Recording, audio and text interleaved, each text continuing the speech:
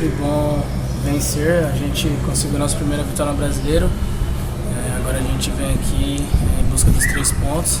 Sabemos da importância desse jogo, mas a gente veio aqui para buscar a vitória.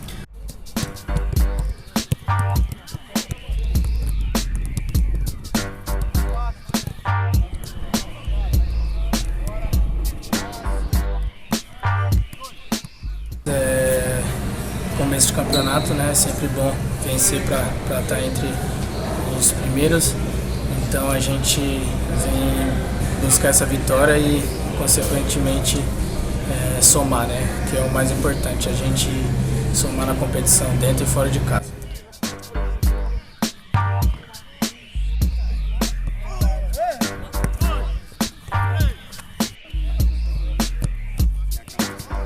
O Náutico é uma equipe sempre difícil de enfrentar, todo mundo sabe, né? Principalmente dentro de casa, todo mundo sabe a força que eles têm aqui, a torcida também.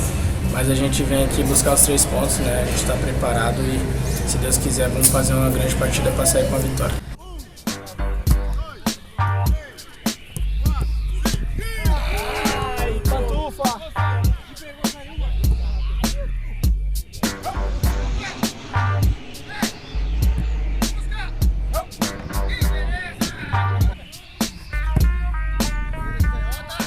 Com certeza, acredito que aqui estou vivendo meu grande momento na carreira até agora. O professor me dá muita liberdade para chegar lá na frente, né? A nossa formação até ajuda com isso, né?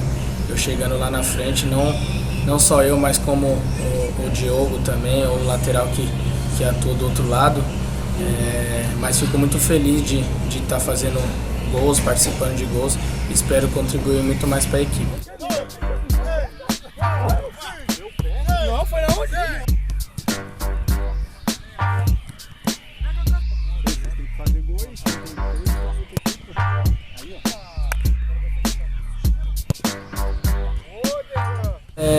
Fiquei esse último jogo, né? Mas agora estamos de volta aí. Graças a Deus a equipe venceu também contra o Criciúma. Não precisou tanto, mas agora está nas mãos do professor aí, que ele decidir é uma melhor opção. Eu acredito que eu venho para somar, fazer um grande jogo também.